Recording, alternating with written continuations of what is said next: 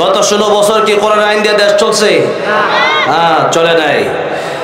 আলহামদুলিল্লাহ। এখন এখানে বিএনপির নেতা কর্মীরা যারাই আছেন, আমরা এক হয়ে ওয়াতাসিমু বিহাবলিল্লাহি জামিআ ওয়া লা তাফাররাকু, আমরা এক এবং এক হয়ে আল্লাহর কোরআনকে দেশে প্রতিষ্ঠা করতে চাই। রাজি আছেন না নাই?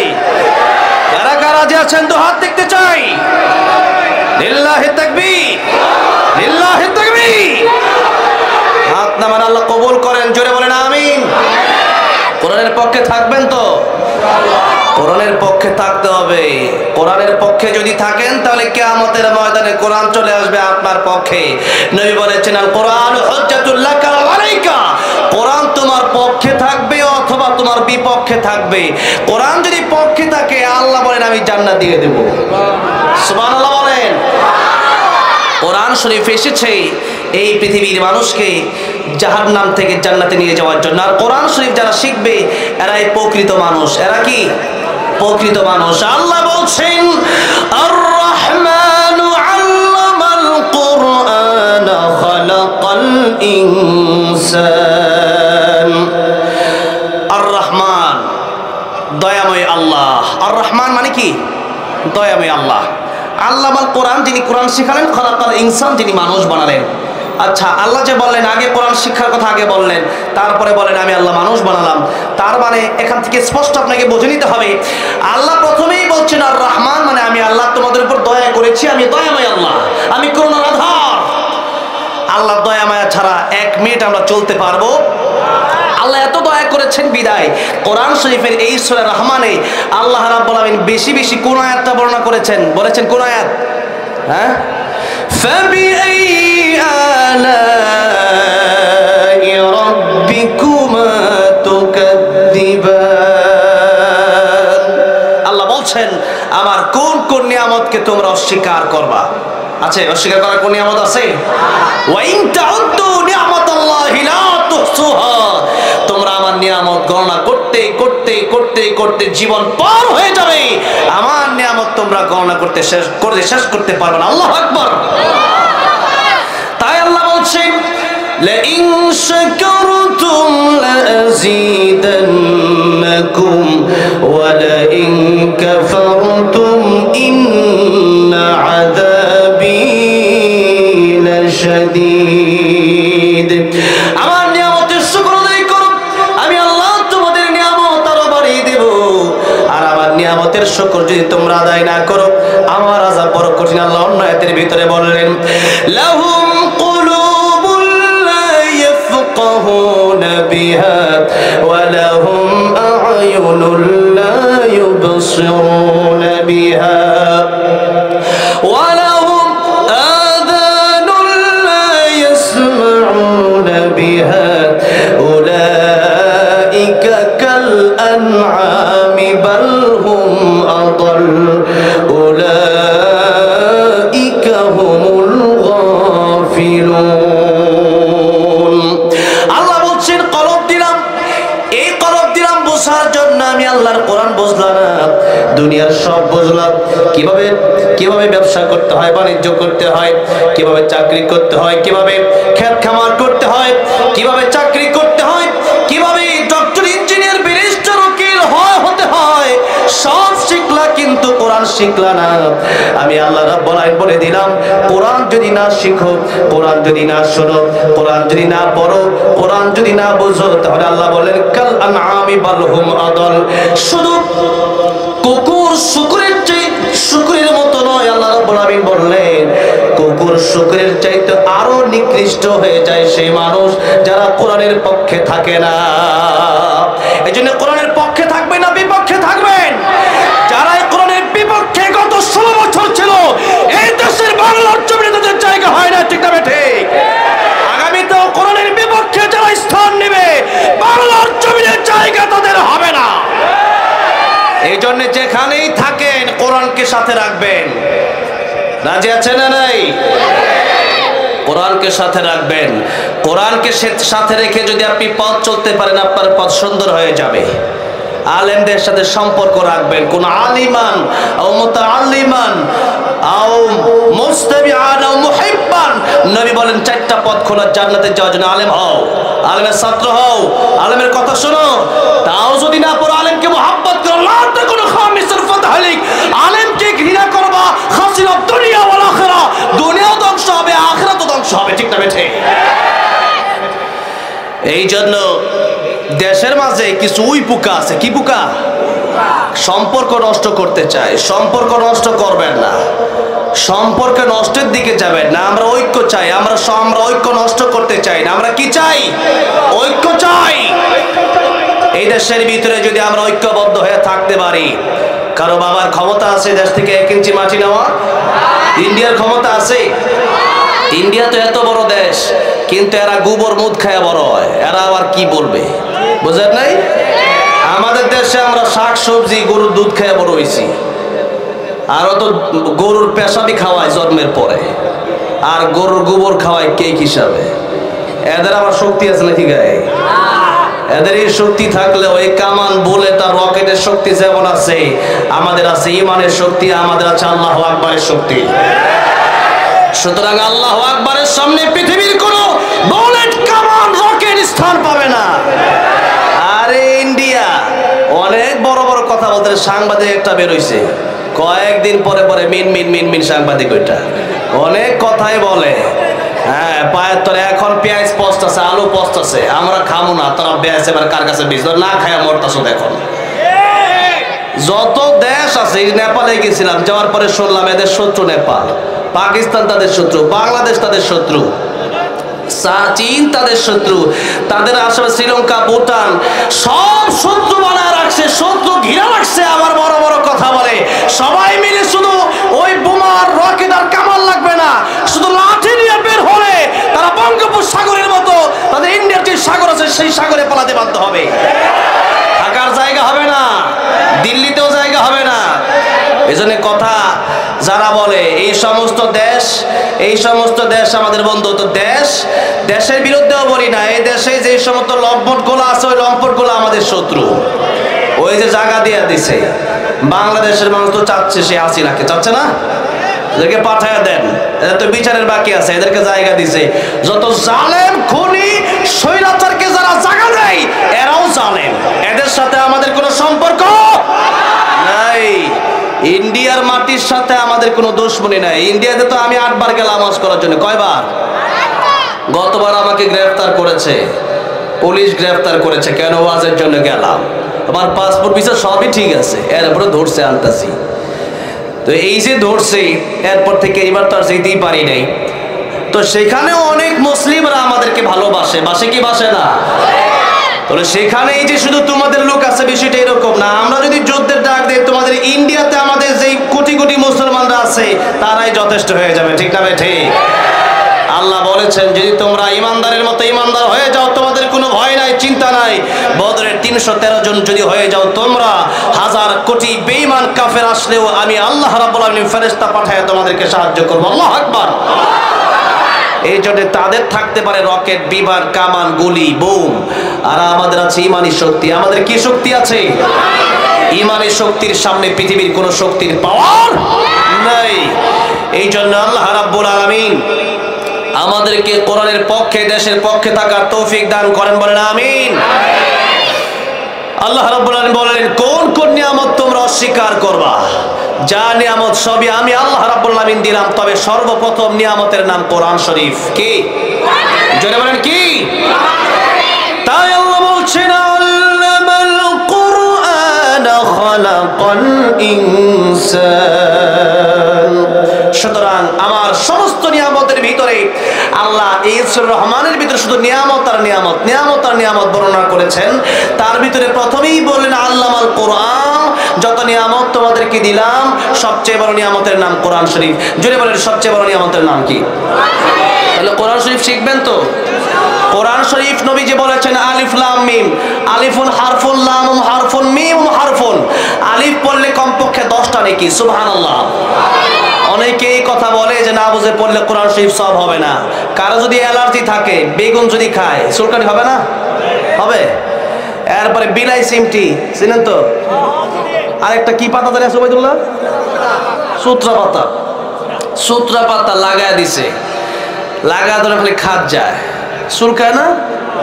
আপনি কোন আমি বুঝি নাই, আরে এটা বুঝে দিলেও চুলকাবে, না বুঝে দিলেও চুলকাবে। বিষ খায় ফেলছেন, এখন কোন বুঝি নাই, এখন না বুঝলে হবে?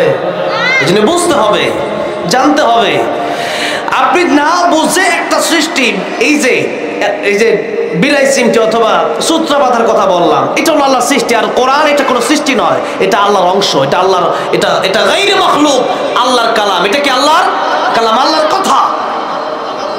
সেই আল্লাহর কালাম যদি একটা সৃষ্টির এত পাওয়ার থাকে, বুঝে লাগালে ওইটার অ্যাকশন হয়, না বুঝে লাগালেও অ্যাকশন হয়, তাহলে আল্লাহর কোরআন যেটা মাখলুক নয় বরং আল্লাহর কালাম, আল্লাহর অংশ, সেই কোরআন শরীফ যদি আপনি বুঝে আপনি তেলাওয়াত করেন, না বুঝে তেলাওয়াত করেন, সওয়াব আছে না নাই?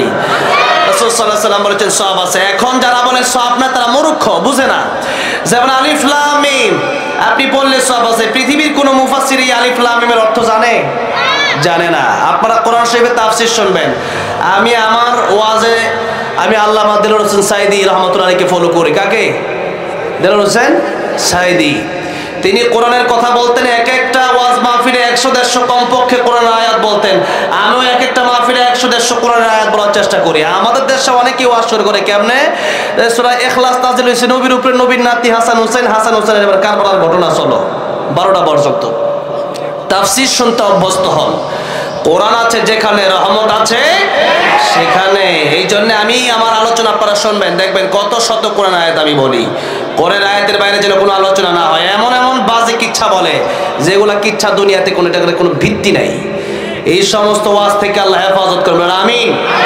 কথা বলতে হবে কোরআনের সাথে যে সম্পৃক্ততা আছে, যেই কথার, সেই কথা আমাদেরকে বলতে হবে। আল্লাহ সবাইকে কোরআনের পক্ষে, কোরআন থেকেই কথা বলার তৌফিক দান করবেন, আমিন। ভাইরা, বলছিলাম কোরআন শরীফ আমাদের শিখতে হবে, কোরআন শরীফ আমাদের জানতে হবে। এই কোরআন শরীফ এটা হচ্ছে আল্লাহ রাব্বুল আলামিন প্রথম জিকির দিয়েছেন কোরআন শরীফ। এই দেশে আমরা অনেক জিকির করি, তবে প্রথমেই আল্লাহ বললেন যে তোমরা কোরআন পড়বা। কি পড়বেন? কোরআন। আল্লাহ রাব্বুল আলামিন বলছেন, ইন্না নাহনু নাযালনা যিকরা ওয়া ইন্না লাহু লাহাফিযুন।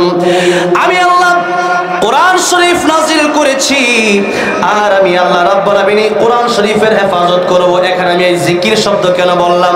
কারণ আল্লাহ কিন্তু এই আয়াতের ভিতরে ডাইরেক্ট কোরআন শব্দ বলেন নাই, বলেছেন ইন্না নাহনু নাযালনা যিকরা।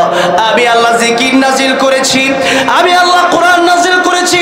এখানে জিকির শব্দের অর্থ তাফসিরে কাবির করবেন, তাফসিরে ইবনে কাসির করবেন, তাফসিরে মাজারি করবেন, তাফসিরে কুরতুবী করবেন, তাফসিরে মাআরিফুল কোরআন করবেন। যত তাফসিরের কিতাব আপনি করেন না কেন, সমস্ত তাফসিরের কিতাবে আপনি দেখবেন এই কথাই লেখা আছে, ইন্না নাহনু নাযালনা যিকরা।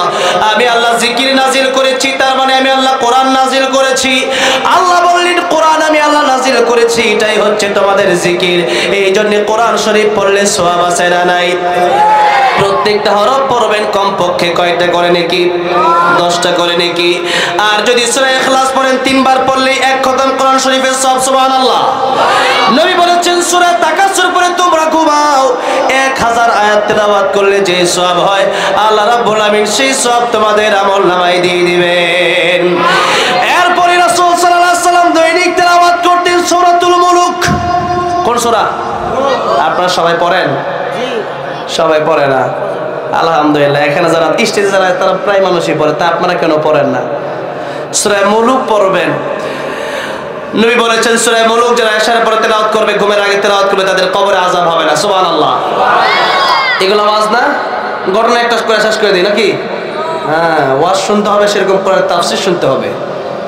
ঘটনা একটা করে 3 ঘন্টা আমি কাটাতে পারি, এগুলো আমিও করতাম আগে। যখন আল্লামা সাঈদীকে ফলো করেছি তখন থেকে এগুলো বাদ দিয়ে দিয়েছি। এই জন্য তাফসীর শুনবেন, কোরআনের ফজিলত শুনবেন বেশি বেশি, এগুলো হচ্ছে আসল ওয়াজ। আমল করবেন তো? এরপরে নবী বলেছেন কিয়ামতের ময়দানে সূরা মুলুক যারা প্রতিরাতে তিলাওয়াত করবে, এদের জন্য তর্ক করবে আল্লাহর কাছে, আল্লাহকে বলবে আল্লাহ এই লোকটাকে তুমি জান্নাতি দিয়ে দাও। আল্লাহ বলবেন এই লোকটা তো জাহান্নামী। কোরআন বলবে আল্লাহ রাব্বুল আলামিন আমি কোরআন কোরআনকে সে প্রতিদিন রাতে ঘুমের আগে স্মরণ করেছে, আজকের কিয়ামতের ময়দানে তারে জান্নাতে না দিলে আমি কোরআন খুশি হব না। আল্লাহ বলেন, কোরআন রে তুই আমার কালাম, তোরে খুশি করতে গিয়া জাহান্নামের লিস্টের বান্দাটাকেও আমি আল্লাহ রাব্বুল আলামিন জান্নাতের মেহমান বানিয়ে দিলাম। আল্লাহ এটাই বলছেন, ইন্না নাহনু নাযালনা যিকরা ওয়া ইন্না লাহু লাহাফিজুন। এই কোরআন আমি আল্লাহ নাজিল করেছি, হেফাজত করবেন কে? নকুল কুমার বিশ্বাস বলেছে, একটা গান বলেছে, বলবো? একটা হিন্দু হয়ে কোরআন নিয়ে এত সুন্দর গান লিখেছেন, শুনবেন? যদি আগুনে লেগে ধ্বংস হয়ে যায়, ধ্বংস হয়ে যায়, যদি আগুনে লেগে ধ্বংস হয় পৃথিবীর সব বইয়ের দোকান, বিশ্ব থেকে হারাবে না পবিত্র কোরআন। বলেন, বিশ্ব থেকে হারাবে না। মাশাআল্লাহ। যদি আগুনে লেগে ধ্বংস হয় পৃথিবীর সব বইয়ের দোকান, বিশ্ব থেকে হারাবে না পবিত্র কোরআন, বিশ্ব থেকে হারাবে না। করবে কেমন করে কোরআন ধ্বংস আগুনের উদ্দেশ্যে? করবে কেমন করে কোরআন ধ্বংস আগুনের উদ্দেশ্যে? আছে বিশ্বভর অগণিত কোরআনে হাফেজ, ঠিক না ঠিক?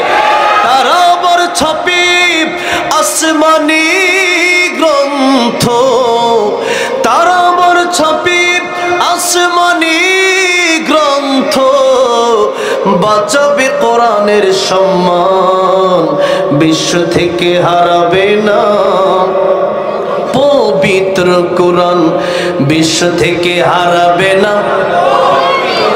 সমাধান চাও যদি জীবনে মরণে, ফিরে যাও খোঁজে নাও, চোখ রাখো কোরআনে, ফিরে যাও খোঁজে নাও। আজকে এটা ভালো লাগতেছে যে মানুষ কম, তারপরে আলহামদুলিল্লাহ এখন সবাই জবান খুলে আওয়াজ দিচ্ছেন, তার মানে বোঝা যাচ্ছে আলহামদুলিল্লাহ সলিড মানুষ পাইছি, সলিড ইমানদার পাইছি, আলহামদুলিল্লাহ বলে। তাহলে মাঝে মধ্যে একটু কোরআনের প্রেমে, আল্লাহর প্রেমে একটু গাওয়া যাবে না? যাবে তো? তাহলে আমি একটু লম্বা সময় চালাতে পারবো, যদি তুই একটু হেল্প করে, একটু সহযোগিতা করেন। সমাধান চাও যদি জীবনে মরণে, ফিরে যাও খোঁজে নাও, চোখ রাখো কোরআনে, ফিরে যাও খোঁজে নাও,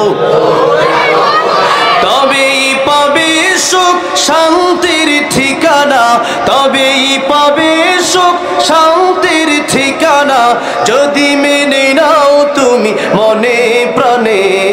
সমাধান, সমাধান চাও যদি জীবনে মরণে, ফিরে যাও খুঁজে নাও, চোখ রাখো কোরআনে, ফিরে যাও খোঁজে নাও। এ বাণী সকলের নয় শুধু মুমিনের, যারাই চলবে মেনে ফল পাবে কোরআনের। এ বাণী সকলের নয় শুধু মুমিনের, যারাই চলবে মেনে ফল পাবে কোরআনের। ঘরে বলো কিবা রাষ্ট্রে বলো, ঘরে বলো কিবা রাষ্ট্রে বলো, অশান্তি দূর করে শান্তি আনে। সমাধান, সমাধান চাও যদি জীবনে মরণে, ফিরে যাও খোঁজে নাও, চোখ রাখো কোরআনে, ফিরে যাও খোঁজে নাও। আমার ভাইরা, আমার মুরব্বী, দুনিয়ার যত শিক্ষা আছে সব শিক্ষার একদিন প্রাপ্তি ঘটে যাবে, সমাপ্তি ঘটে যাবে, কিন্তু একটা মাত্র শিক্ষা, যে শিক্ষা আপনি যদি শিখতে পারেন দুনিয়াতেও লাভ, পরের সময়ও লাভ, কবরেও লাভ, হাসরেও লাভ। কয় জায়গায় লাভ বললাম? জীবন কয় জায়গায়? 4 জায়গায়। আপনাদের কষ্ট তো হচ্ছে না? এতক্ষণ সময় যে আজকে প্রধানমন্ত্রী থাকবে আমি খুব খুশি হয়েছি, আমি তো অবাক হয়ে গেলাম। আলহামদুলিল্লাহ। আগে এক সময় ওয়াজ করতাম, ওয়াজের মাঝখান দিয়ে আইসাই বলতো এটা বলবেন না, ওইটা বলবে না, এরকম বলতো কি বলতো না? আলহামদুলিল্লাহ এখন কোরআনের সমাজটা কত সুন্দর হয়েছে, কথা বলতেছি কোনো বাধা নাই, ঠিক না ঠিক? এরকম সমাজ আমরা চাই, যে সমাজটা আমরা মিলেমিশে একসাথে কোরআনের কথা বলবো, কোনো বাধা হবে না। যারা কোরআনের বিপক্ষে আসবে এদের তো দুনিয়াতে থাকারই অধিকার নাই, ঠিক না ঠিক? আল্লাহ বলেছেন ইয়া মাশারাল জিন্নি ওয়াল ইনসি ইন ইসতাতাতুম আন তানফুযু মিন আকতারিস সামাওয়াতি ওয়াল আরদি ফানফুযু লা তানফুযুনা ইল্লা বিসুলতান। যদি তোমরা আমার কোরআনের বিরুদ্ধাচরণ করো, আমার কোরআন তোমাদের কাছে ভালো না লাগে, আল্লাহ বলেছেন আকাশ জমিন ছেড়ে বের হয়ে যাও। বাস্তবে দেখা গেছে তারা থাকতেও পারে নাই, ঠিক না ঠিক? আল্লাহ এই সুন্দর সমাজকে কোরআনের জন্য কবুল করে দেন, বলেন আমিন। যারা এখনো বসা, আল্লাহ তাদেরকেও যেন কাল কিয়ামতের ময়দানে কোরআনের সুপারিশ সবার নসিব করে দেন, জন্য বলেন আমিন। কোরআনের সুপারিশ অনেক গুরুত্বপূর্ণ সুপারিশ, কোরআনের সুপারিশ আল্লাহ রাব্বুল আলামিন কিয়ামতের ময়দানে মঞ্জুর করে নেবেন। এই জন্য কোরআন শরীফ আমরা শিখব, আমরা পড়ব, আমরা আমল করব। এই শিক্ষা শিখলে পরে আপনার সন্তানকে ডক্টর, ইঞ্জিনিয়ার, ব্যারিস্টার বানান, তাতে কোনো সমস্যা নাই। এই দেশে তো আলেমদেরকে যখন জেলে নিয়ে গেছে, এই দেশের আলেমরা জেল খাটছে, বিএনপির অনেক নেতা কর্মীরা জেল খাটছে, খাটে নাই? তাদের পক্ষে, যারা হকের পক্ষে কথা বলে জেলে গেছে, তারা মাজলুম, এই মাজলুমদের পক্ষে জজ, উকিল, ব্যারিস্টার দরকার আছে না নাই? হ্যাঁ, সেই উকিল, জজ, ব্যারিস্টার আসবে কোন জায়গা থেকে? আমাদের মুসলমানদের পক্ষ থেকে দরকার আছে না নাই? সেই জন্য অবশ্যই জজ, উকিল, ব্যারিস্টার দরকার আছে, ইঞ্জিনিয়ার দরকার আছে। না আমাদের বিল্ডিং বানায় দিবে কে? ইঞ্জিনিয়ার দরকার আছে না? বাড়ি বানানোর দরকার আছে না? আছে তো। এরপরে ডাক্তারের দরকার আছে। আমাদের চিকিৎসা, আমরা যখন যাই ঢাকার বিভিন্ন ইবনে সিনা এবং পপুলার বিভিন্ন হসপিটাল যখন যাই, তখন ডাক্তার বলছে আপনার ভিজিটই লাগবে না, নামাজের সময় হয়ে গেছে, ডাক্তার বলছে সব রোগীর এখন বন্ধ, সিরিয়াল বন্ধ করে দাও। এমন ডাক্তার আছে না নাই? আছে। আপনি যদি মানতে চান আপনি মানতে পারবেন, আর যদি মানতে না চান তাহলে আপনার মানাবে কে? এই জন্য নিজের ইচ্ছা শক্তি আগে লাগবে। কি লাগবে? নিজের ইচ্ছা লাগবে। মানজাদ্দা ওয়াজাদা, যে চেষ্টা করে সে পায়। এই জন্য আমাদের ইচ্ছা যেন থাকে। আল্লাহ রাব্বুল আমিন আমাদের ইসলামের জন্য, কোরআনের জন্য ইচ্ছা শক্তি বাড়ায় দেন, জোরে বলেন আমিন। দুনিয়াতে আপনার ডক্টর, ইঞ্জিনিয়ার, ব্যারিস্টার, উকিল, জজ আপনি বানান, কোনো সমস্যা নাই। তবে আপনি মুসলিম, সেই জন্য আপনার সন্তানকে সর্বপ্রথম মক্তবে পাঠাতে হবে। কোথায় পাঠাতে হবে? মক্তবে পাঠায়া দেন। আর যারা এখনো কোরআন শিখতে পারেন নাই, বয়স্ক শিক্ষা চালু করেন। কোন শিক্ষা? বয়স্ক শিক্ষা। এই যে মসজিদ কুয়েত সংস্থা থেকে করে দিয়েছে, এই মসজিদ মাদ্রাসার, এই মাদ্রাসাতে আপনারা দান করবেন বেশি বেশি। মসজিদ আর মাদ্রাসাতে না, এই জনগণের কাজ বেশি বেশি করে দেবেন।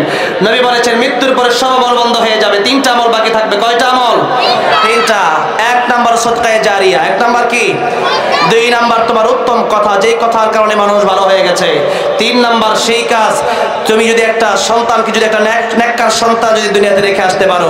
এই জন্য কুয়েত, কাতার, দুবাই আমরা গিয়ে দেখে এসেছি। অনেক মানুষই আমাকে বলেছে যে মসজিদ মাদ্রাসা লাগলে আপনারা আমাদেরকে বলবেন। মিডল ইস্টে তো আমি অ্যাভেলেবলি যাই, তো সেখানে আমাকে বলে তারা যে মসজিদ মাদ্রাসা লাগলে আমাদেরকে বলবেন। তো এই যে মসজিদ মাদ্রাসার প্রতি তাদের অনেক একটা গুরুত্ব। কেন? যে এই মসজিদে যে আপনি 10,000 টাকা দিতে পারেন, তাহলে আপনি আজকে কালকে বলে যেতে পারেন। পারেন কি পারেন না? জোরে বলেন। আজকে আমার আপনার মনে হতে পারে কি পারে না? মৃত্যুর পরে এই মসজিদে যারা নামাজ পড়বে, নামাজীদের সবগুলো আল্লাহ রাব্বুল আলামিন আমার কবরে, আপনার কবরে পৌঁছায় দিবেন এই মসজিদে দান করার কারণে। সুবহানাল্লাহ। এই জন্য মসজিদে থাকতে রাজি আছেন না নাই? নবী বলেছেন এই মসজিদের সাথে যারা দিল লাগায় রাখবে সব সময় থাকবে। এই মসজিদের কমিটিতে যারা আছেন, আমি আগেই বলেছি যে আমার দেলোয়ার ভাইকে বলেছি মসজিদে বসে যে আপনারা ভাগ্যবান, মসজিদের সাথে থাকলে পরে নবী বলেছেন কাল কিয়ামতের ময়দানে যেদিন মাথার অর্ধ হাত উপরে থাকবে সূর্য, যেদিন পায়ের নিচে থাকবে তামার জমিন, সেই দিন আল্লাহ রাব্বুল আমিন আরশে আজিমের নিচে তাদেরকে ছায়া দিয়ে দিবেন। সুবহানাল্লাহ। এই জন্য মসজিদ মাদ্রাসায় দান করবেন, যার যতটুকু সামর্থ্য আছে ততটুকু দান করবেন। আপনার নাই? নবী বেলাল রাদিয়াল্লাহু আনহুকে বলছেন, বেলাল আনফিক ইয়া বেলাল, বেলাল তুমি আল্লাহর রাস্তায় খরচ করো, কারণ আল্লাহর ভান্ডারে কোনো কম নাই। तमाम পৃথিবীর মানুষকে যদি আল্লাহ রাব্বুল আমিন এক একটা দুনিয়া দেয়, আল্লাহর কি শেষ হয়ে যাবে? যদি বলেন শেষ হবে? এই জন্য এই মসজিদ মাদ্রাসার পক্ষে আপনারা থাকবেন, সদকায়ে জারিয়া আপনারা করবেন। ভাইরা যেটা বলেছিলাম, কোরআন যদি আপনি শিখতে পারেন, এই মসজিদগুলোতে আপনারা একটা বয়স্ক শিক্ষা চালু করবেন। কি শিক্ষা? বয়স্ক শিক্ষা। যারা কোরআন এখনো শিখতে পারে নাই, আমি প্রথমেই বলেছিলাম যে আজকে আমার ওয়াজের সাবজেক্ট হচ্ছে, প্রথম সব সাবজেক্ট হচ্ছে আরবি কোরআন শরীফ, এরপরে সাবজেক্ট হচ্ছে আমাদের 12 মাসের সাবজেক্ট। তো দেখি কতটুকু যাওয়া যায়। আমি আর 15-20 মিনিট কথা বলবো, লম্বা সময় করব না। ভাইরা বাবাজিরা, তাহলে এই মসজিদে বয়স্ক শিক্ষা যদি আপনি চালু করেন, হয়তো পরকালে আপনি বেঁচে যাবেন। আর যদি আপনি বয়স্ক শিক্ষা না চালু করেন, এখনো যদি কোরআন আজকের পর থেকে আপনি না শিখেন, আমি আপনার বিরুদ্ধে মামলা দেব। আমি বলি নাই আপনাদেরকে? বলেছি। এরপর আপনি মানলেন না কেন? আপনি দোষী। আল্লাহ বলছেন সূরা মুলুক, সাআলাহুম খাযানাতুহা আলাম ইয়াতিকুম নাযীর ক্বালু বালা ক্বাদ জাআনা নাযীর ফাকাযযাবনা ওয়া কুলনা মা নাযালাল্লাহু মিন শাই' ইন আনতুম ইল্লা ফি দালালিন কাবীর ওয়া ক্বালু লাও কুন্না নাসমা'ু আও না'কিলু মা কুন্না ফি আসহাবিস সাঈর। কিয়ামতের ময়দানে এই পৃথিবীর মানুষকে যখন জাহান্নামে দেওয়া হবে, তখন তাদেরকে জিজ্ঞাসা করা হবে, তোমাদেরকে কি কোরআন শেখার কথা বলা হয় নাই? আলাম ইয়াতিকুম নাযীর, তোমাদের কাছে কি ভীতি প্রদর্শনকারী যায় নাই? তাফসীর মাহফিল হয় নাই, ওয়াজ মাহফিল হয় নাই, নবীরা যায় নাই, নবীর ওয়ারিস উলামায়ে কেরাম যায় নাই, কথা বলে নাই। তখন তারা বলবে ক্বালু বালা ক্বাদ জাআনা নাযীর। তারা বলবে হ্যাঁ অবশ্যই ওয়াজ মাহফিল হয়েছিল, তাফসীর মাহফিল হয়েছিল, ঠিক, কিন্তু আমরা সেদিন ডান কানে এই কথাগুলো শুনেছিলাম, বাম কান দিয়ে কথাগুলো উড়াই দিয়েছিলাম। সেদিন ভেবেছিলাম যে হুজুর আর কি বলে, এই কথা কি কোনো গোনার টাইম আছে নাকি? এই যে গোনেন নাই, এই না গোনার কারণেই আপনাকে জিজ্ঞাসা করা হবে সেদিন কেন শোনো নাই? আপনি বলবেন অবশ্যই শুনেছি, কিন্তু ফাকাযযাবনা। আল্লাহ তখন আল্লাহ বলছেন, তখন এই মানুষগুলো বলবে আল্লাহ সেদিন অস্বীকার করেছিলাম। এ হুজুর কি বলবে আর, মোল্লা কি বলবে, এইরকম চিৎকারি করে কথাটাকে উড়িয়ে দিয়েছিলাম। তখন তারা বলবে ওয়াকালু লাউ কুন্না নাসমা'ু আও না'কিলু মা কুন্না ফি আসহাবিস সাঈর। আরে ওই দিন যদি সেই কোরআনের কথাগুলো মেনে নিতাম, শুনতাম, কোরআন যদি শিখতাম, তাহলে আজকে জাহান্নামের এই আগুনে আমাদের জ্বলতে হতো না, এই কষ্টের ভোগান্তি আমাদের পোহাতে হতো না। এই কথা সেদিন মানুষ আফসোস করে করে বলবে, কিন্তু সেদিন আফসোস করলে আর কোনো লাভ হবে না। এই জন্য নবী যে বলেছেন ইগতানিম খামসান ক্বাবলা খামসিন শাবাবাকা ক্বাবলা হারামিক। এটা হচ্ছে আমার মানে আজকের খুতবার যে আয়াত আর হাদিস পড়েছি, আয়াতের অর্ধেক কথা বলছি আর হাদিসের কথাটা বলে আবার বাকি অর্ধেক কথা বলি, ওয়াজ শেষ করে দেব। আমি জানি এখন মানুষ বিরক্ত হয় আগের মতো। ময়মনসিংহ যখন ফার্স্ট টাইম ওয়াজ করি, আমি স্টেজে উঠেছি 2010 সালে সর্বপ্রথম, কত সনে, তখন জাতীয় পুরস্কার পেয়েছিলাম ইসলামিক ফাউন্ডেশন থেকে এবং বিভিন্ন টেলিভিশন থেকে আমাকে পুরস্কৃত করা হয়েছিল। সেই জাতীয় পুরস্কার পাওয়ার পর থেকে মোটামুটি স্টেজে তেলাওয়াত করি। এরপরে ওয়াজের বয়স মোটামুটি 6-7 বছর। তাফসির যখন বলি তখনই কোরআন তেলাওয়াত করি, এই তাফসির করি, এই ওয়াজ মাহফিলে এসেছি। তো এই যে আমাদের এই সময়টা, এক সময় যখন ময়মনসিংহে ফার্স্ট টাইম আলোচনা করতে গেলাম ভালুকা ত্রিশাল ওইদিকে, তখন আমাকে বললো হুজুর গফরগাঁও একটা মাহফিলে গেলাম। তখন আমাকে মানে আগে মানে শিশু বক্তা যেটা বলে এটার পক্ষে আমি না, এটা সম্পূর্ণ বিপক্ষে। শিশু বক্তা ওয়াজ করবে কেন? শিশু বক্তা কোনো ওয়াজ করবে না, যারা আলেম হবে তারাই ওয়াজ করবে। এদেশে শিশু বক্তা আছে, শিশু বক্তা কোনো শিশু বক্তা নাই। তারপর ওই সময় মানুষ একটু বয়স কম দাঁড়িয়ে উঠছে না, এখন 25 বছর, তাও অল্প কিছু উঠছে আর কি। আর আমার এই যে এইগুলো, এই যে আমার সমবয়সী ফুফাতো ভাই, আমার স্বাস্থ্য ভাইয়েরা, তো এদের দাড়ি মারি উঠে আর 3-4 বছর উঠছে, আমার উঠে নাই আর কি। তো যাই হোক, তো ওই সময় থেকে আমাকে নিয়ে গেছে, বলছে হুজুর ঘুমায় পড়েন। আমি বললাম কি বলেন কি, 9টা বাজে ঘুমাবো মানে, ওয়াজ দিবেন কয়টায়? বললো আরাম করে ঘুমান, আপনি প্রধান বক্তা, সবার শেষে আপনার সবার শেষে কয়টায়? 7টায় তবারক দেওয়া হবে, তখনই আপনার বয়ান হবে। কথাটা বোঝেন নেই, কিন্তু সেই সময় আর এখন নাই। এখন মানুষ কাজে করবে, টাইমের এই টাইম মেনটেনটা আমাদের একটা গুরুত্ব দিতে হবে। টাইমের ব্যাপারে আমরা গতকালকে সিরাজগঞ্জে প্রোগ্রাম ছিল, সেখানে গিয়ে শাহজাদপুর, সেখানে গিয়ে বলে এসেছি যে এই টাইমটা আপনারা গুরুত্ব দিবেন। বলে ভাই 1 মিনিট লাগবে, লাগে 10 মিনিট। এরকম বলো যে আপনার 10 মিনিট লাগলে আপনি বলতে পারেন যে আমার 20 মিনিট লাগতে পারে, একটু বাড়ায় বলেন, আগে গেলে সে খুশি হবে। তো আল্লাহ রাব্বুল আলামিন এই সময়ের গুরুত্ব দিয়ে সময় নিয়ে একটা সূরা নাযিল করেছেন। কোন সূরা? সূরাতুল আসর। কোন সূরা? সূরাতুল আসর। সময়ের কসম আল্লাহ খেয়েছেন, অথচ আমরা সময়কে গুরুত্ব দিই না। আমরা এটা কালকেও বলেছি এই জন্য যে গতকাল মাহফিলে যখন ওঠানোর কথা ছিল, কালকেও মাহফিল ওঠানো 12টায়। তো শেষ পর্যন্ত অল্প সময় কথা বলে আমি চলে আসলাম। তো রাসূল সাল্লাল্লাহু আলাইহি ওয়াসাল্লাম নিয়ম ছিল দিনের বেলা দাওয়াত দিতেন, আর এশারের প্রতি পরে দ্রুত সময় ঘুমিয়ে পড়তেন। কি করতেন? ঘুমিয়ে পড়তেন। আর ফজরের অনেক আগে রাসূল সাল্লাল্লাহু আলাইহি ওয়াসাল্লাম উঠে যেতেন এবং তাহাজ্জুদ পড়তেন। কুমিল লাইলা ইল্লা কলিলা।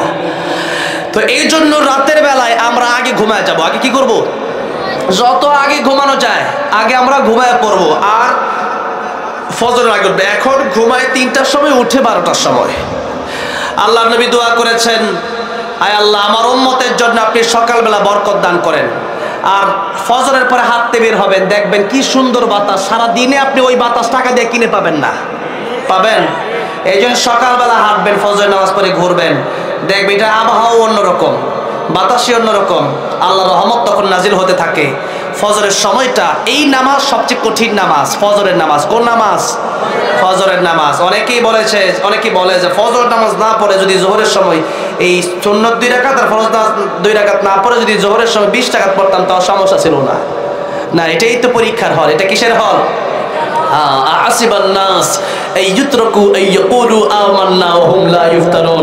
আল্লাহ বললেন মানুষ কি মনে করে যে তারা ঈমান এনেছে, বলবে তাদেরকে ছেড়ে দেওয়া হবে, তাদেরকে কোনো পরীক্ষা নেওয়া হবে না? অবশ্যই তাদেরকে পরীক্ষা করা হবে। এই পরীক্ষা যখন আসবে, জেল হতে পারে, জুলুম হতে পারে, হামলা আসতে পারে, মামলা হতে পারে, এরপরেও মানুষ যারা ঈমানের পরীক্ষা দিতে চায় এরা পিছপা হবে না। আর যারা মনে করে না মসজিদে বসে শুধু ইলালা জিকির করব আর চলে যাবো, এত সহজ না। যুদ্ধ করা লাগবে। ইসলামের বিপক্ষে যদি কেউ কথা বলে সেখানে যুদ্ধ করা লাগবে। আমার নবীর হাতে তরবারি ছিল। রাসূল সাল্লাল্লাহু আলাইহি ওয়াসাল্লাম 27টা যুদ্ধে অংশগ্রহণ করেছেন কি করেন নাই? করেছেন। এই জন্য আমরা ইসলাম যদি মানি আমরা পরিপূর্ণ মানবো, অর্ধেক না পরিপূর্ণ। ইয়া আইয়ুহাল্লাযীনা আমানু উদখুলু ফিস সিলমি কাফা ওয়া লা তাত্তাবিউ খুতুওয়াতিশ শাইতান ইন্নাহু লাকুম আদুউম মুবিন। এই জন্য যখন যেই পরীক্ষা আসে সেই পরীক্ষায় আমাদের পাস করার জন্য প্রস্তুতি নেওয়া লাগবে। আপনি যদি মনে করেন শুধু জিকির করে জান্নাতে চলে যাবে, এত সহজ নয়। আইনুদ্দিন আল আজাদ রাহমাতুল্লাহ আলাইহি চিনেন? হ্যাঁ, এদেশের বিপ্লবী একজন ইসলামী সঙ্গীত শিল্পী ছিলেন। ওনার মতো ইসলামী সঙ্গীত শিল্পী আর আসবে না। উনি একটি সঙ্গীতে বলেছিলেন, বলবো? তিনি বলেছিলেন, মসজিদের কোণে বসে জিকির যত করই কষে, মসজিদের কোণে বসে জিকির যত করই কষে, এভাবে চায় না পাওয়া আল্লাহকে, এভাবে চায় না পাওয়া আল্লাহকে। কি হবে বেঁচে থেকে, কি হবে বেঁচে থেকে, অযথা বিদ্যা শিখে যদি না গড়তে পারি শোষণবিহীন সমাজটাকে। কি হবে বেঁচে থেকে, কি হবে ছাত্র সেজে চুমু খেয়ে সনদ খানা, যদি হয় বিদ্যালয়টা পতিতদের আড্ডাখানা। এর চেয়ে মরাই ভালো, দেশ ছেড়ে যাওয়াই ভালো, এর চেয়ে মরাই ভালো, দেশ ছেড়ে যাওয়াই ভালো। কি হবে ধোঁকা দিয়ে বিবেকটাকে, কি হবে বেঁচে থেকে, কি হবে বেঁচে থেকে, কি হবে আলেম হয়ে ইমাম সেজে সমাজেতে পারো যদি সত্য কথা উচ্চ স্বরে না বলিতে।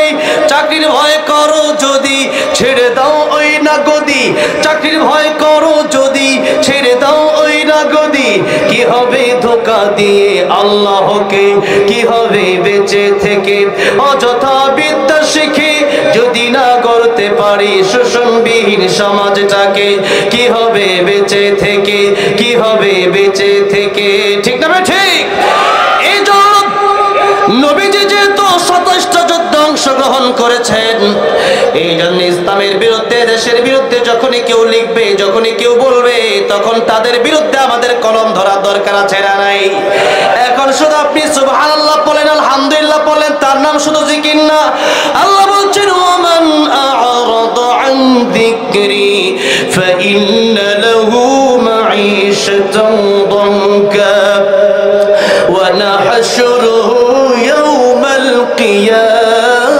أعمى এই যে তোমরা ইসলাম মানো, ইসলাম যদি মানতে হয় আল্লাহ বলেন আমার জিকির মেনে নাও, আমার আইন মেনে নাও। আর এই কোরআন শরীফ যদি মানতে হয়, এই কোরআন শরীফ যদি মানতে হয়, শুধু ঘরের ভিতরে, শুধু মসজিদের ভিতরে কোরআন শরীফ রাখলে হবে না, বরং গোটা দেশের ভিতরে এই কোরআনের পক্ষে তোমাদের অবস্থান নিতে হবে। কিসের পক্ষে? কোরআনের পক্ষে। আর যারা কোরআনের বিরোধিতা করবে, কোরআনের পক্ষে যারা থাকবে না, আল্লাহ রাব্বুল আলামিন বললেন কিয়ামতের ময়দানে তারা অন্ধ হয়ে উঠবে, আমা, অন্ধ হয়ে উঠবে। জিজ্ঞাসা করা হবে কেন অন্ধ হয়ে উঠলাম? কারণ দুনিয়াতে চক্ষু দেওয়া হয়েছিল, সেই চক্ষুকে তারা ঠিকভাবে কাজে লাগায় নাই, যার কারণে কিয়ামতের ময়দানে তাদেরকে অন্ধ বানায় ওঠানো হবে। আর দুনিয়ার মানুষের কারো এমন কোনো শক্তি নাই যে একটা চক্ষু সে ব্যক্তি বানাতে পারবে, এরকম শক্তি কারো আছে? এরকম শক্তি কারো নাই। ভাইরা বাবা, যেটা বলছিলাম, এই সময়ের প্রতি গুরুত্ব দিতে গিয়ে রাসূল সাল্লাল্লাহু আলাইহি সাল্লাম বলেছেন 5টি কথা। এই 5টি কথা শেষ করে আলোচনা শেষ মুহূর্তে শেষ দিকে আমি ইতি টানবো। নবীজি বললেন ইগতারিম খামসান ক্বাবলা খামসিন শাবাবাকা ক্বাবলা হারামিক। নবী বললেন তোমরা 5টা সময় আসার আগে 5টা সময়কে তোমরা গনিমত মনে করো, মূল্য দাও। 1 নম্বর নবী বললেন যৌবনকাল থাকা অবস্থায় তোমরা মূল্য দাও বৃদ্ধ হওয়ার আগে। কোন সময়কে?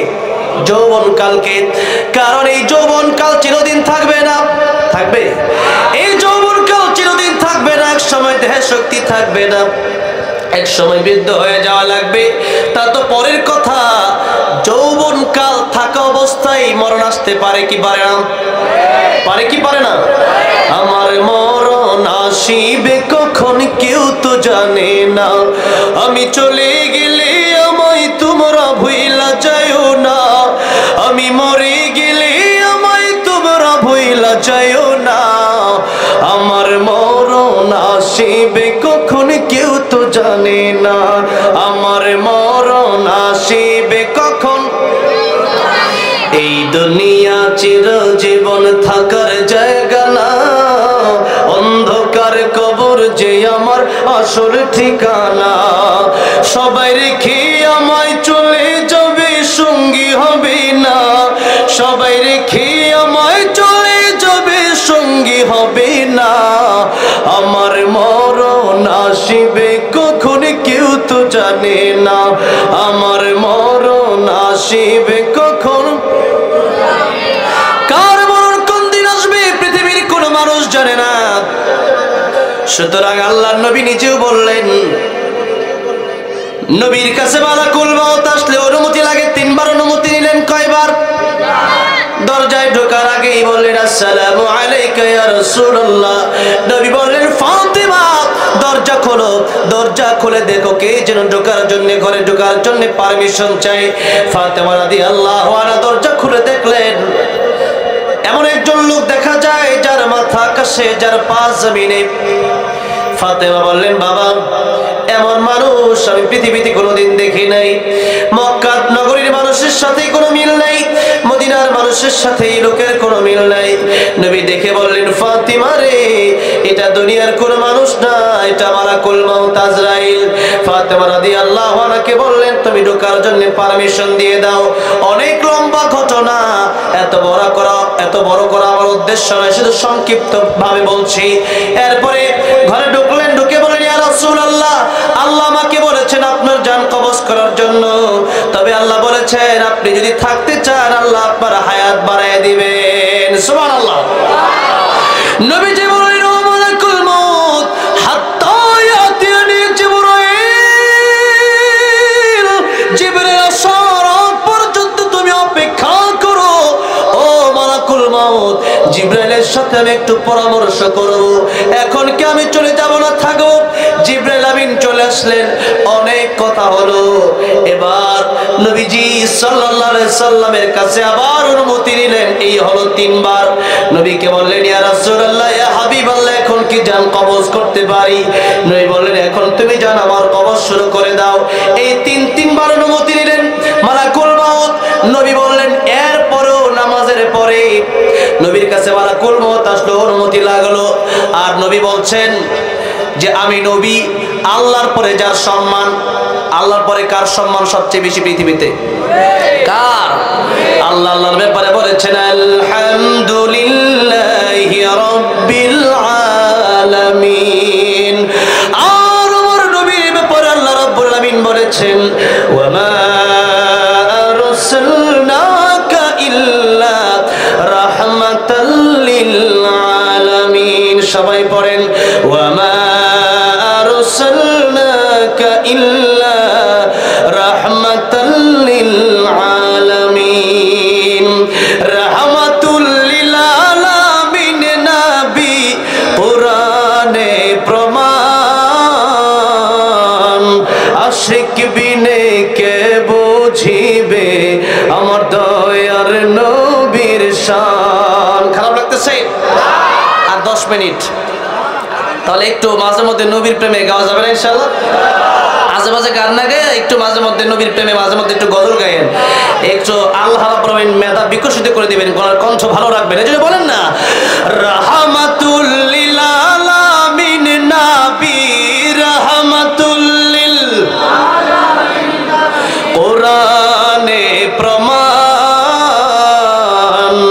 আশিক বিনে কে বুঝিবে আমার দয়ার নবীর শান। বলেন না আশিক বিনে কে বুঝিবে আমার দয়ার নবীর। নবী আমার মদিনারি বুলবুল, আমার আল্লাহ ভালোবেসে নামটি দিলেন হাবিবে রাসূল। আল্লাহু আকবার বলেন। ওই নবীকে ভুল বুঝিলে থাকবে না ঈমান। আশিক বিনে কে বুঝিবে আমার দয়ার নবীর শান। উম্মত বিনে কে বুঝিবে রাহমাতুল লিল আলামিন নবী রাহমাতুল লিল কোরআনে প্রমাণ। আশিক বিনে কে বুঝিবে আমার দয়ার নবীর শান। উম্মত বিনে কে বুঝিবে। আমার ভাইরা, আমার মুরব্বি বাবাজিরা, কোরআন শরীফে আল্লাহ বলেন আমার যত সৃষ্টি আছে সব সৃষ্টির মাঝে সব সৃষ্টির জন্য আমি আল্লাহ হলাম রব। আর যত জায়গার জন্য আমি আল্লাহ রব, তত জায়গার জন্য আমার নবীকে আমি আল্লাহ বানালাম রহমত। সুবহানাল্লাহ বলেন। আমার নবীর উসিলায় ও পৃথিবীর মানুষেরা তোমরা অনেক কিছু পেয়ে গেলাম। এত গুনাহ করি নবীজি দোয়া করেছিলেন আল্লাহ আমার উম্মত গুনাহ করতে পারে, ওরা নবীর উম্মতের মতো একেবারে ধ্বংস করে দিন। আমার উম্মত বেশি উম্মত আমি জান্নাতে যাব কিভাবে? আল্লাহ বললেন ও আমার বন্ধু আমার হাবিব, আপনার উম্মত গুনাহ করলে আমি আল্লাহ রাব্বুল আমিন তওবার সুযোগ দিয়ে দেব। সুবহানাল্লাহ পড়েন। আর না হলে আমরা দৈনিক যে গুনাহ করি ইতিপূর্বেই গজব চলে আসার কথা ছিল, ঠিক না বেঠি? এত গুনাহ করি এরপরেও রহমত আছে না নাই? নবীর দোয়ার বরকতে। কার বরকতে? রাহমাতুল লিল আলামিন নবীর দোয়ার বরকতে। ভাইরা বাবাজিরা, সেই নবী বলছেন আমার সম্মান আল্লাহর পরে এই পৃথিবীর সকল সৃষ্টির ঊর্ধ্বে আমি নবীর সম্মান। ও দুনিয়ার মানুষেরা, ও আমার সাহাবীরা, জীবনের গ্যারান্টি আমি নবীও দিতে পারবো না। নামাজ পড়ে ডান দিকে সালাম ফিরায়া বাম দিকে সালাম ফিরানোর গ্যারান্টি আমি রাহমাতুল লিল আলামিন নবীরও নাই। নবী বলতেছেন আমি রাহমাতুল লিল আলামিন, এরপরেও আমি ডান দিকে সালাম ফিরায়া বাম দিকে সালাম ফিরানোর মতো গ্যারান্টি আমি নবীর নাই। তাহলে কি আমরা কি জীবনের গ্যারান্টি দিতে পারবো? পারবো?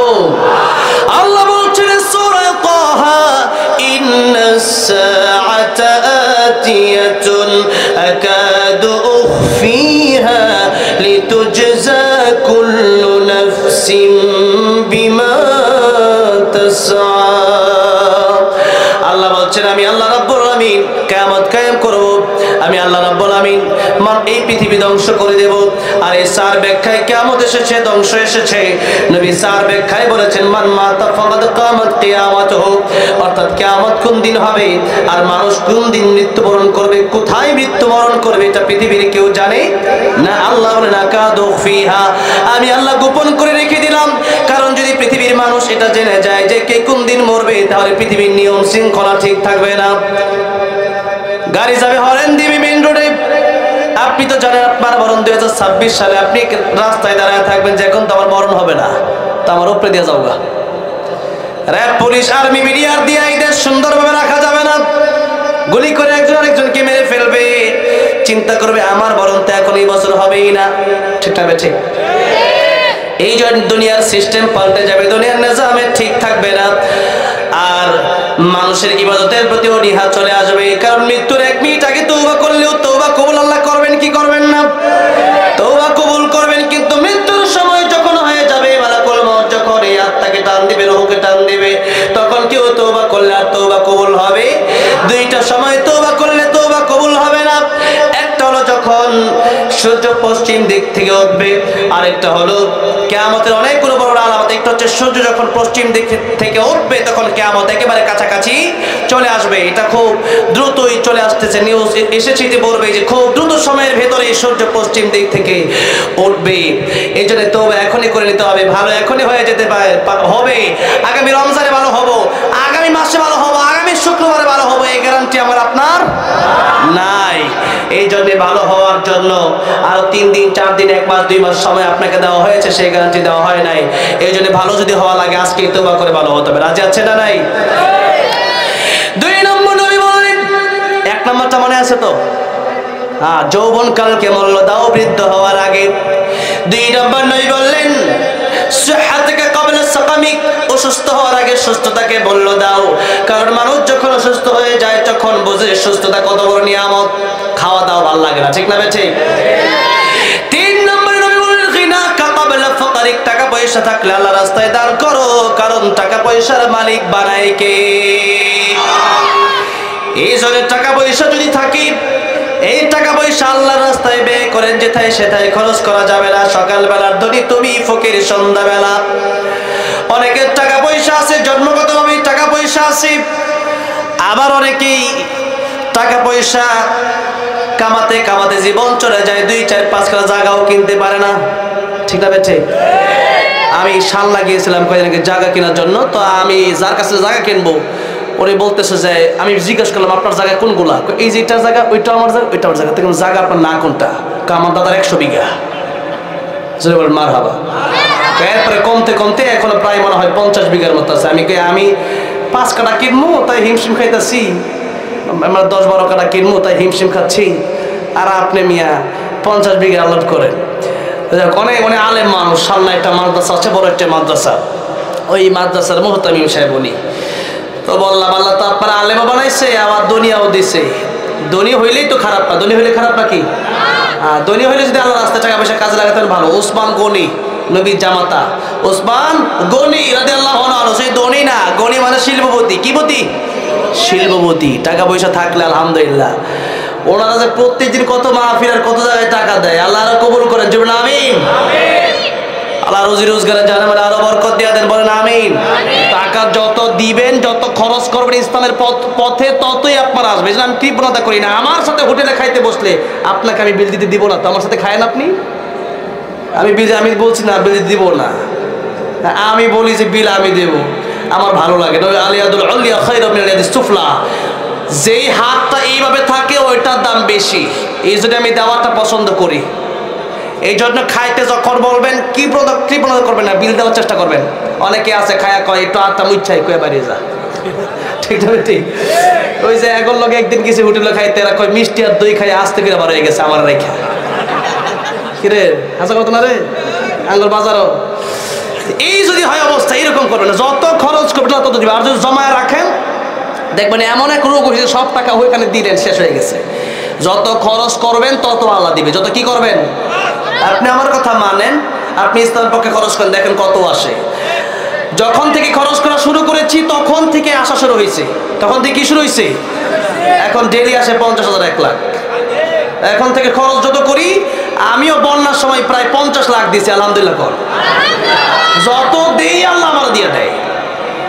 তো এই জন্য যত দিবেন তত আল্লাহ আপনার দিবে। আর আপনি যখন না দেবো, আপনি ওইটা জমা রাখেন, এমন রোগ হবে আইসিইউতে দিতে দিতে আপনি শেষ হয়ে যাবে। কৃপণ যারা হয় আর আল্লাহর বন্ধু হতে পারে না, ইসলামের বন্ধু হতে পারে না, মসজিদ মাদ্রাসা কোরআনের পক্ষে তারা থাকতে পারে না। টাকা দেওয়ার সময় বাপ মার পক্ষে থাকবেন। বাপ মার তো যারা মারা গেছে তাদের জন্য দান করবেন বেশি বেশি। বাপ মা এত সম্পদ রেখে গেছে, টাকা দিতে বললে 100 টাকা দেয়, 5 টাকা 10 কেন দেন? আপনার বাপ মা এত জমি আপনার জন্য রেখে গেছে, বাপ মার জন্য কমপক্ষে 10টা 20টা হাজার টাকা দেওয়া দরকার আছে না নাই?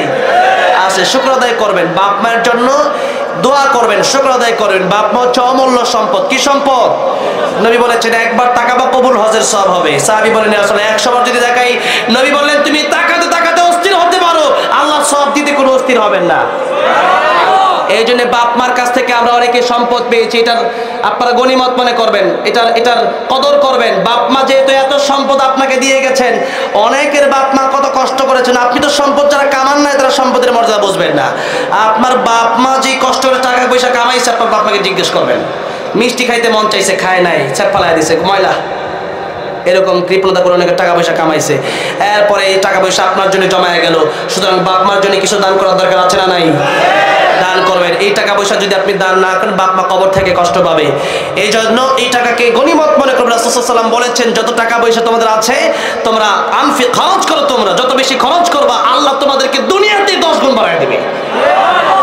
আর খরচ করবা, কৃপণতা করবা, এই যেটা ছিল ওইটাও যাবে। কারণ এত সম্পদ তার, সবগুলা মাটির নিচে শুধু দেবে গেছে, এগুলো নিয়ে কিচ্ছু করতে পারে নাই। এজন্য যে যত কৃপণ তার শান্তি নাই, জীবনে কোনো শান্তি নাই। একটা ভালো বিছানাতে ঘুমাইতেও পারে না, ঠিক মতো একটা গাড়িতে উঠতে পারে না। টাকা আছে, তার জীবনও ধ্বংস, আখিরাতও দানও করে। নবী বললেন তুমি যেটা খাইলা, খাওয়া দাওয়া করার পরে শেষ, হজম হয়ে গেছে, ওইটা তোমার। যেটা তুমি পরলা, কাপড় পরলা, পুরান হয়ে গেছে, এই জন্য আমি ভালো কাপড় পরি। কেন? এটা পুরান হয়ে গেলে এটা আমার। এরপরে ভালো কাপড় পরার জন্য শৌখিন থাকবেন। রাসূল সাল্লাল্লাহু আলাইহি সাল্লাম যেটা পড়তেন, শৌখিনতার সাথে পড়তেন। এরপর রাসূল বললেন যে টাকা তুমি দান করলা এটা তোমার। এই 3টা, কয়টা? যেটা তুমি খাইলা, যেটা তুমি পড়লা, যেটা তুমি আমল করলা, দান করলা, এই 3টা তোমার। আর বাকি সব তোমার ওয়ারিস নিয়ে যাবে। ঠিক কিনা বলেন? যারা আমার সাথে থাকে, আমি মরলে কি করবে? এরা চিন্তা করবে কেমনে 2টা মোবাইল আছে, ঘড়ি আছে, কোট আছে, তার লইয়ে যাওয়ার লাগে চিন্তা করবো। বাগাবেগি শুরু বুঝলে, আরে এত সুন্দর জিনিসটা আমি লই। আর কি বলছো ভাই, আমার লোকের সম্পর্ক বেশি আমি নেই, যেরকম ঠিক না বেঠিক। এই জন্য যা আছে খান, খায়া ইবাদত করেন, যা আছে পড়েন, বেশি বেশি দান করেন, এটাই আপনার। আর যা রেখে যাবেন ওই চিন্তা করে রেখে যাবেন না যে আমি রেখে যাই, আমার ছেলে সন্তান আছে, নাতিপতিরা আছে, এরা দান করবে না। ওই চিন্তা আপনি আগে নিজে চিন্তা করেন। আপনার বাপের কবরের পাশে আপনি কয়দিন দাঁড়াইছেন?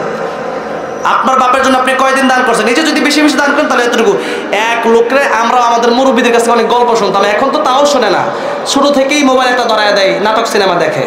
তাও তো আমরা তো আমাদের দাদা দাদির কাছে গল্প শুনতাম। আগে গল্প করছিল যে একদিন এক সন্তান তার বাপকে দৌড়াইতেছে লাঠি নিয়ে, পরে বাজারের সামনে গিয়ে বলছে তো আর দৌড়াইস না, থেমে গেছে তার বাপ। ছেলে বলছে বাবা এই জায়গায় এসে কেন থামলেন? বাপ বলতেছে তো দাদারে আমি এই পর্যন্তই আনছিলাম। আপনি আপনার বাপ মার জন্য কিছু দান করে যান, তাহলে আশা করা যায় আপনার ছেলেটাও এরকম হবে। আর আপনি যদি দান না করেন, আপনার ছেলে তো আপনার কাছে ওইটাই শিখবে। এই জন্য ছেলেকে পাশে নিয়ে বেশি বেশি দান করবে, যাতে করে শিখাবেন আপনি আপনার মৃত্যুর পরে আপনার সম্পদ থেকে যেন আপনার সন্তান কিছু দান করে। এই জন্য সন্তানকে এই শিক্ষা দেওয়ার দরকার আছে না নাই? আপনার সন্তানের হাত দিয়েও বেশি বেশি দান করাবেন। নবী বললেন গিনাকা ক্বাবলা ফাকরিক, টাকা পয়সা থাকলে আল্লাহর রাস্তায় দান করো। টাকা পয়সা চিরকাল থাকে না। কবরে যখন যাবেন, কাপড়ের কোনো পকেট আছে? হালাল হারাম না মানিয়া কত টাকা করছো কামাই, এত টাকা রাখবো কোথায়? কাপড়ের তো পকেট নাই। টাকা পয়সা লইয়া কি কেউ কবরে গেছে? কি জবাব দিবি রে তুই আল্লাহর কাছে? ওরে মানুষ হইছ বেহুশ দুনিয়ার পিছে, ওরে মানুষ হইছ বেহুশ দুনিয়ার পিছে। কি জবাব দিবি রে তুই আল্লাহর কাছে? কি জবাব দিবি রে তুই আল্লাহর কাছে? এই জন্য নবী বলেন টাকা পয়সা যদি থাকে থাকতে থাকতে কদর করো। আর সাদাকাতু তারাদ্দুল বালা, দুনিয়াতেও তোমার বিপদের উদ্ধার, আল্লাহ পাক তোমাকে বিপদ থেকে উদ্ধার করবেন দান করার কারণে। এই জন্য দুনিয়া আখিরাতে ভালো থাকার জন্য বেশি বেশি দান করো।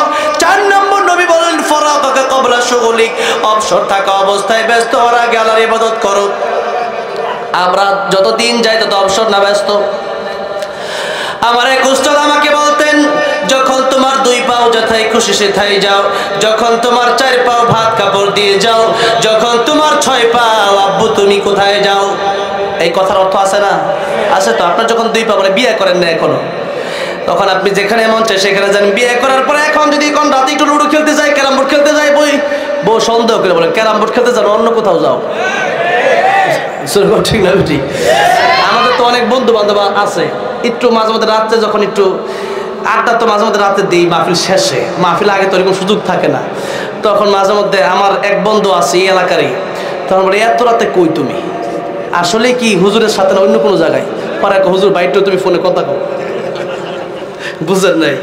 সন্দেহ কারণ আরো একটু ব্যস্ততা বাড়ছে, কারণ এখন আপনাকে নিজেকে নিজে সময় দিলেই হয় না, এখন স্ত্রীকে একটু সময় দেওয়ার দরকার আছে না? নাই, দিতে হয়। এরপরে যখন তোমার 6 পাও, মানে এখন একটা সন্তান হয়ে গেছে, এখন আব্বু সকারাইনু আপনি যাইবেন, আপনার কাপড় চেনা ধরবে, আব্বু কই যাও, খারো একটু কোলো লো, একটু সময় দাও। এখন সময় আরো, যার জীবনের যত বড় কাজ ততই ব্যস্ততা শুধু বেশি।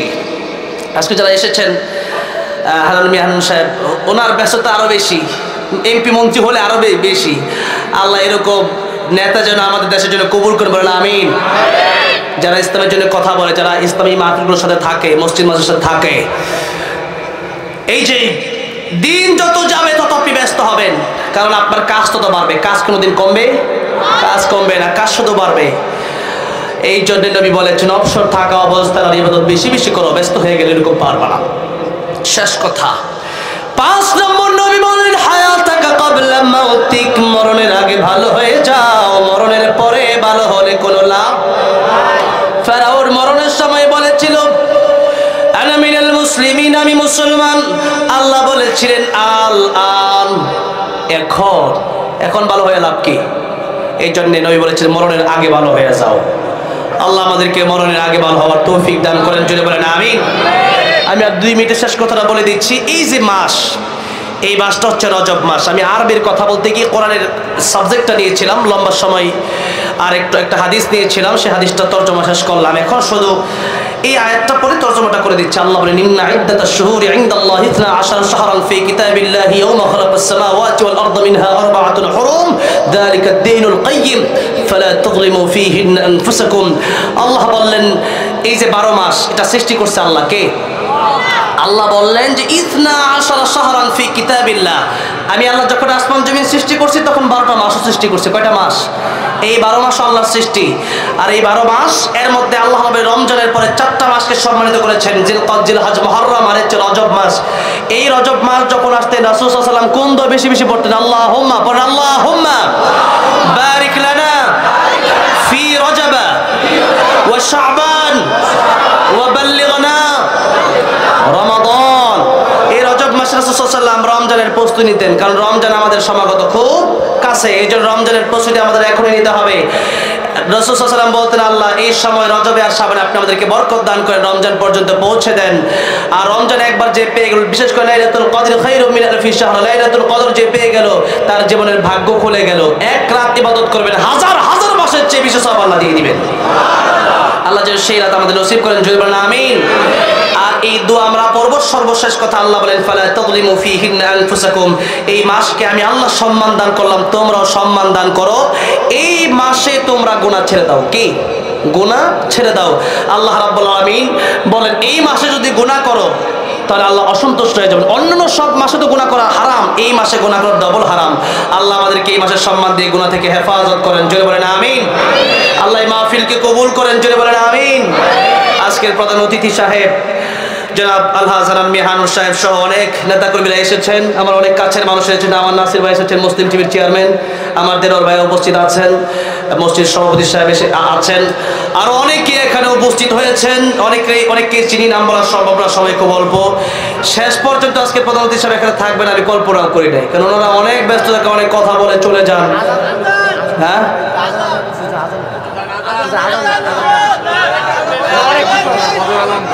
এখন আজান দিলে ভাই ফজর দুই লাইন দেই, পুরো আজান দেব না। পুরো আজান এই এলাকার মানুষ তো এমনি ঘুমায়। হ্যাঁ কি বলে দেখেন না অবস্থা কি। 10,000 করে টাকা লাগবো, দেন। বাদ দেন, 10,000 টাকা আমার লাগতো না। আপনারা আল্লাহু আকবার জোরে কর, এই আওয়াজ আজান দিব না। আল্লাহু আকবার। আমি তো আজান দিয়েছিলাম গাড়ে হারাই উঠতে গিয়ে, একটা মসজিদ আছে না, ছোট মসজিদ, মসজিদে বেলাল, সেখানে যাওয়ার পরে সেখানেও আমি আজান দিয়েছি, যে আজান দিত কারি ওবায়দুল্লাহ রহমতুল্লাহ আলাইহি। আজান আমি গভীর রাত হয়ে গেলে দিতে চাই না, তারপরেও আল্লাহর ধ্বনি যেহেতু এটা সবসময় আমরা দিতে পারি, এটা তারপরে এই গভীর রজনীতে মাহফিলগুলোতে দূরের মাইকগুলো বন্ধ করে দেন, দূরের মাইকগুলো, কাছের। হ্যাঁ সবাই জাগ নাই আছে, সবাই জাগ নাই। আপনার আজানে পাগল সবাই। এই লোক আমার এমন মহব্বত করে, আমারে দেওয়ার জন্য ক্ষেত থেকে ফসল তুলে আনছে, জোরে কর মারহাবা। সিম আর কি আনছেন? ফুলকপি, পাতাকপি গুলো আনছে আমার জন্য, জোরে কর মারহাবা। কত ভালোবাসে আমারে এই ফুলকপি, টাকা, এই পাতাকপি, সিম, এগুলার কি কোনো মূল্য হবে ভালোবাসা ছাড়া? আল্লাহ, এই ভালোবাসার মতো টাকা দেওয়া হয় না, এগুলো শুধু দোয়া দেওয়া যায়। আল্লাহ সবাইকে কবুল করেন, জোরে আমিন। আজকে যেমন একসাথে বসে আল্লাহ জান্নাতে একটা মাহফিল করবে, সেখানে আল্লাহ কোরআন তেলাওয়াত করে শোনাবে সূরা রহমান। আল্লাহ সেই দিন জান্নাতে তুমি আমাদেরকে একসাথে জায়গা করে দিও, জোরে বলেন আমিন। তাহলে আজান আমি এ রাতে আমি দেওয়ার চেষ্টা করি না, তারপরে মানুষের যে আবদার, এখন যাইতে গেলে যাইতে দিব না, গাড়ি যদি আটকায় আবার ঝামেলা না, তাহলে আমি দেব। একটু জোরে কি বলবেন? না আওয়াজ তো হবে না, আওয়াজ কমে গেল কেন? জোরে বলেন আল্লাহু আকবার। প্রত্যেক লাইন শেষ হবে আর জোরে বলবেন, আওয়াজ কমে গেলে আমি শেষ করে দেব। আল্লাহু আকবার,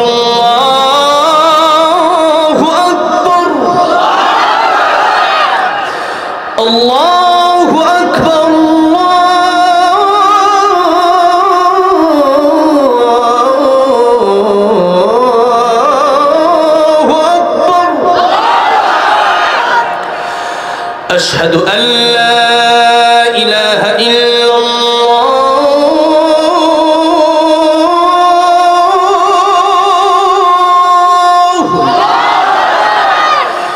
আশহাদু আল্লা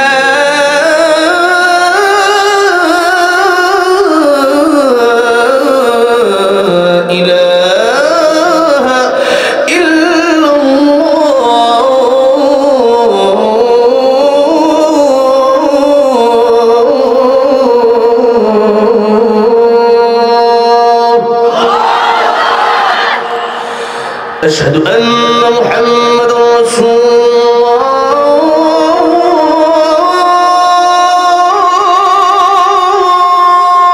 الله، أشهد أن محمد رسول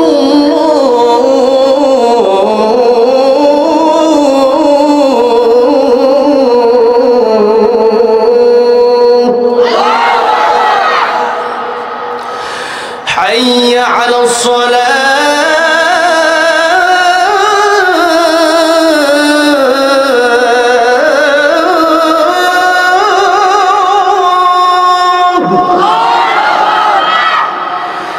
حي على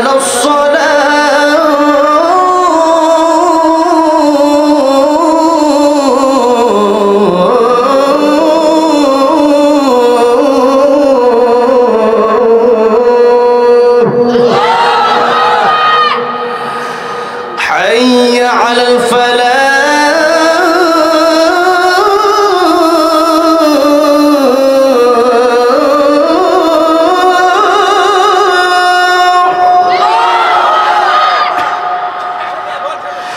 حي على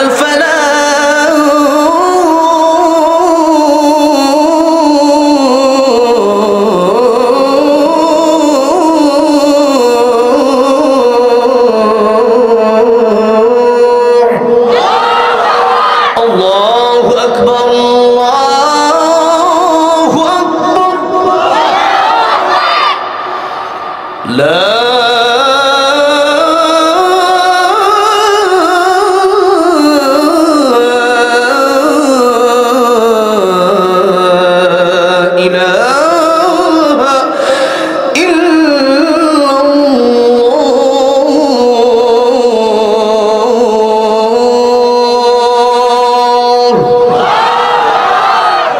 শুধু শুনলে হবে না, 5 ওয়াক্ত নামাজ পড়তে হবে নাকি? এই আজান শুনলে যদি নামাজ না পড়েন তে আজান শোনার কোনো ফায়দা আছে? আল্লাহ 5 ওয়াক্ত নামাজে বানাদের সকলকে বলেন আমিন।